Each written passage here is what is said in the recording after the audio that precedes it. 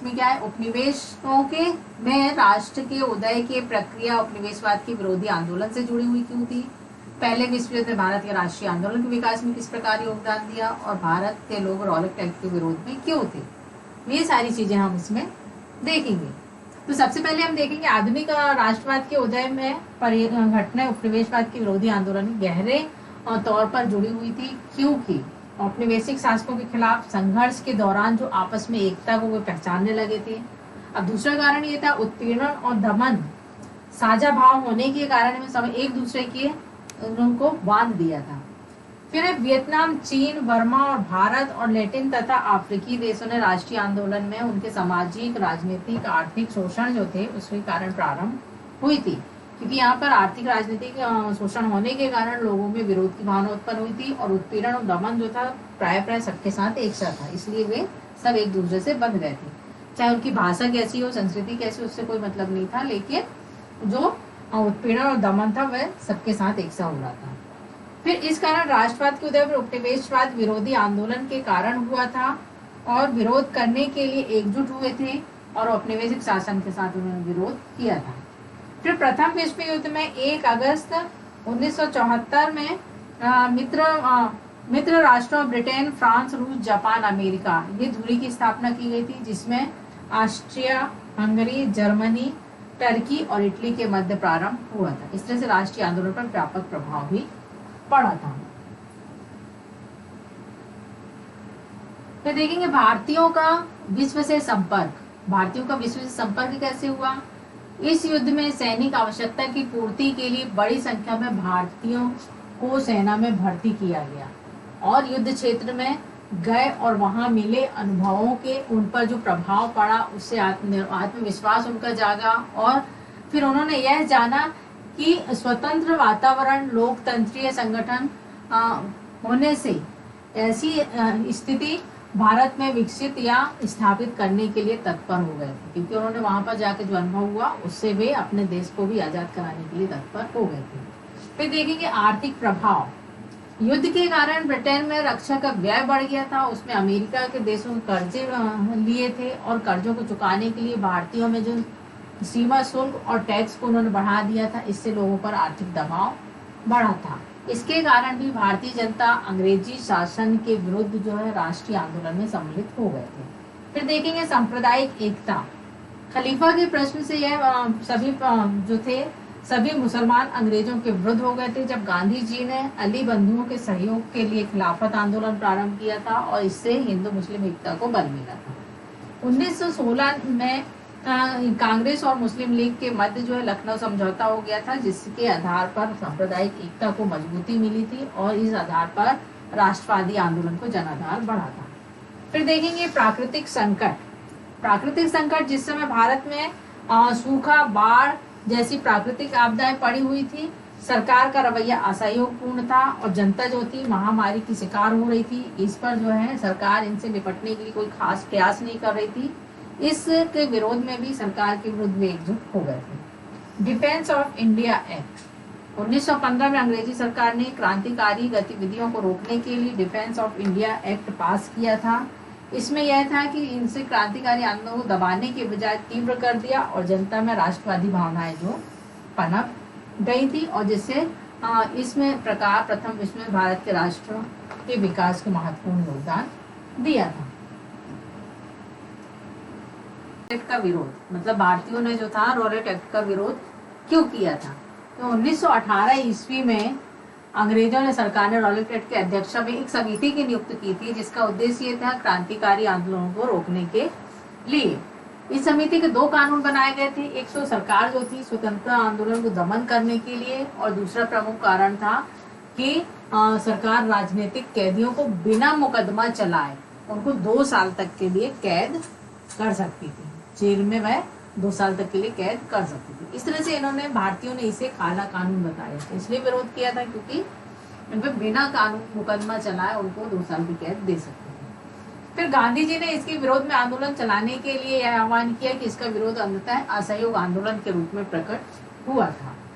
फिर 5 फरवरी 1922 को उत्तर प्रदेश गोरखपुर जिले में चोरा चोरी नामक जगह पर जब बाजार में गुजर रहा था तो वहां पर एक जुलूस ने जो से पुलिस के साथ हिंसक टकराव चला, जिसमें कुछ पुलिस वाले थाने में बंद करके उनकी आग लगा दी गई थी, जिसमें यह खबर के सुनते ही गांधी जी ने 12 फरवरी 1922 को असहयोग आंदोलन जो है वह उन्होंने स्थगित कर दिया था। इस तरह से वह इसलिए किया था क्योंकि वह हमेशा सत्य और अहिंसा को लेकर चल रहे थे और यही अहिंसा का यहाँ पर हिंसक हो गया था, इस वजह से आंदोलन को रोक दिया गया था।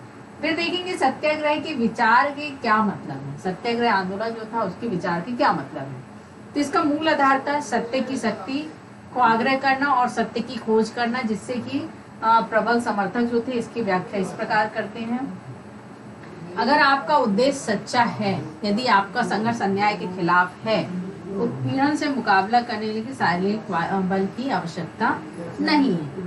यहाँ पर फिर हम ये देखेंगे कि प्रतिशोध की जो भावना है, आक्रामकता का सहारा लिए बिना ही केवल अहिंसा के सहारे भी हम अपने संघर्ष को सफल कर सकते हैं।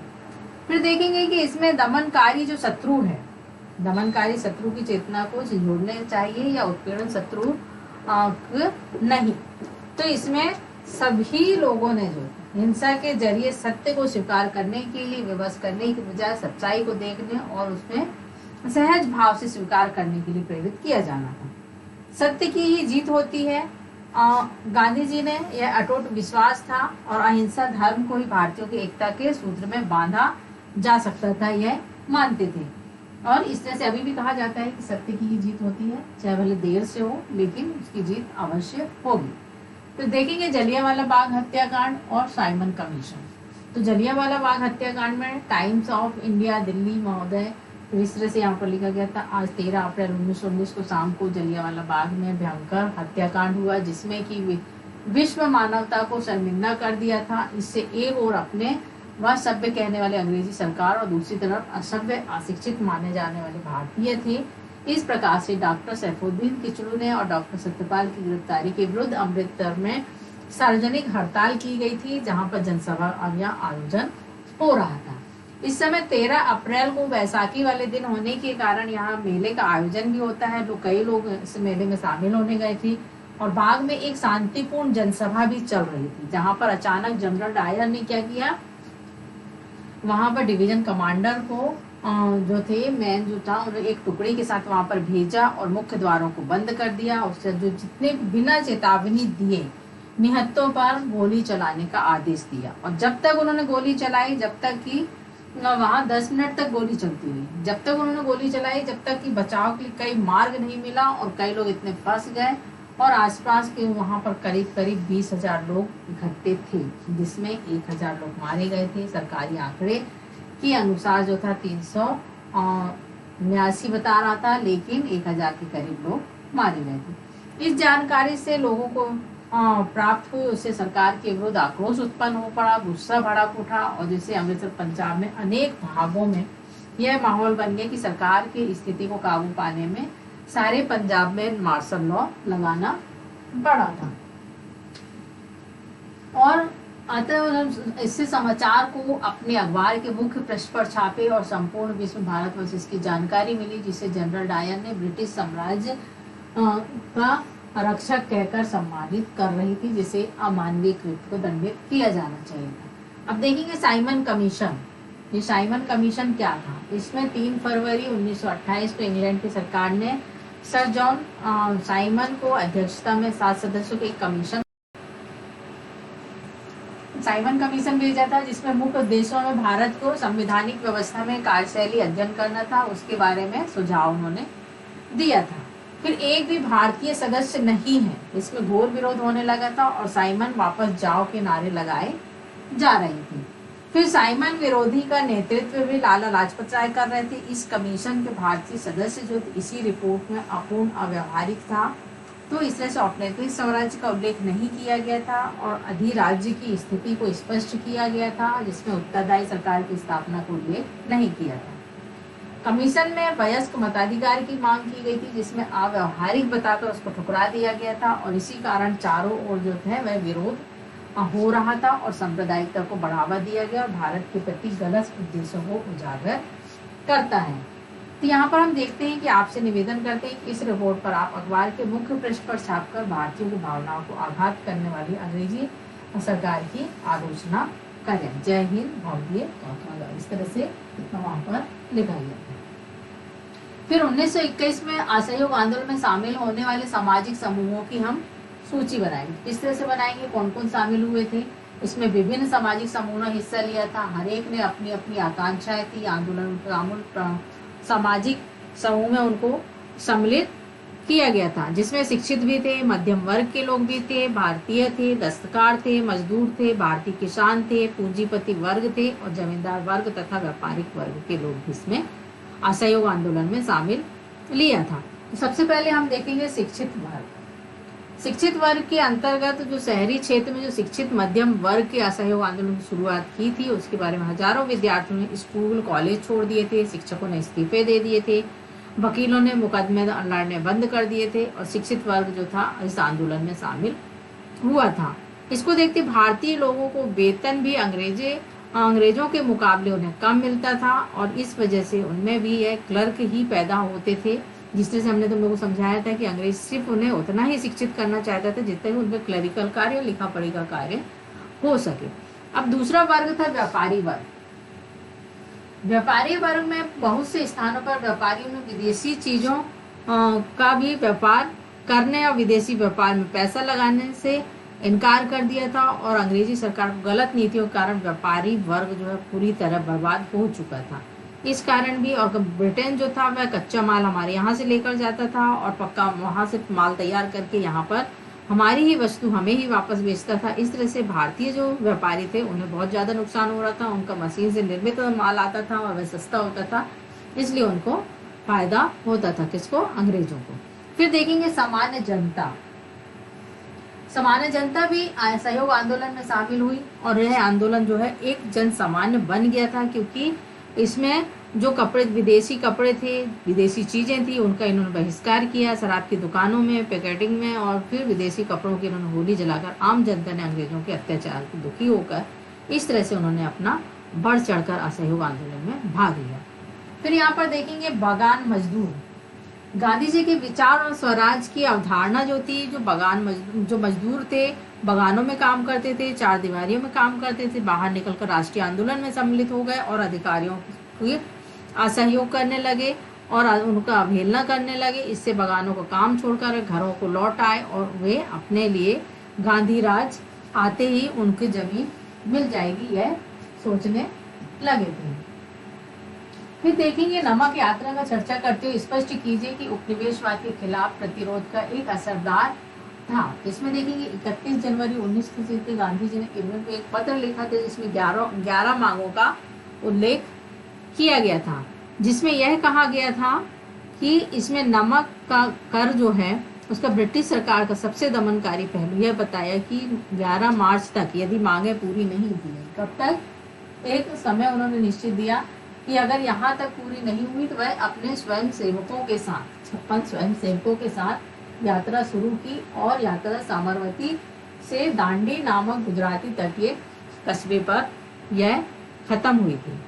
फिर इसका असरदारक जो था, प्रतीक था, वह क्या था? इसमें हम देखें इस बार लोगों ने न केवल अंग्रेजों को सहयोग ना करने के लिए बल्कि औपनिवेशिक कानूनों का उल्लंघन करने के लिए आह्वान किया गया। साबरमती यात्रा जो है 240 किलोमीटर दांडी यात्रा में जाकर और अपनी गांधी जी ने अपनी 23 दिनों तक हर रोज वहां पर 10 मील का सफर किया। 10 मील का सफर उन्होंने सफर किया और वहां पर रुकने के लिए हजारों लोग उन्हें सुनने आते थे, सभाएं होती थी, स्वराज का अर्थ वे समझाते थे और उन्हें अपने जो साधारण भाषा जो होती थी उसमें ही उनको समझाते थे।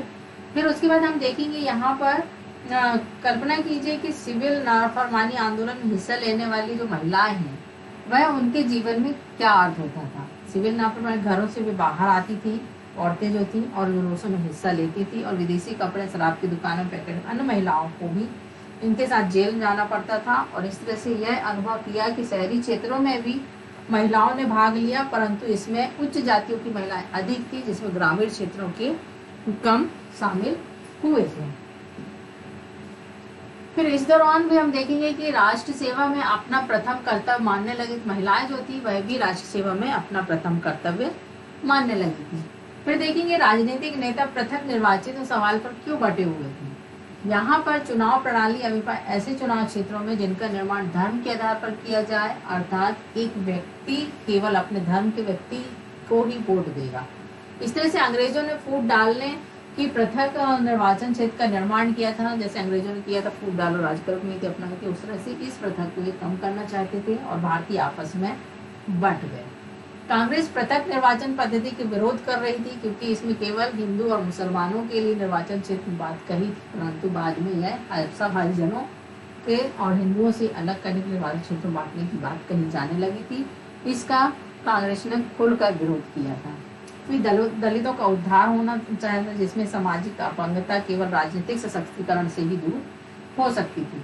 मुस्लिम समुदाय भी पृथक निर्वाचन क्षेत्रों के पक्ष में था और जिसमें मोहम्मद अली जिन्ना का कहना था कि मुसलमानों को केंद्रीय आरक्षित सीट जो है वह दी जाए और बहुल प्रांतीय क्षेत्रों में उनको क्या किया जाए, निर्वाचित मांगे करने लगे थे।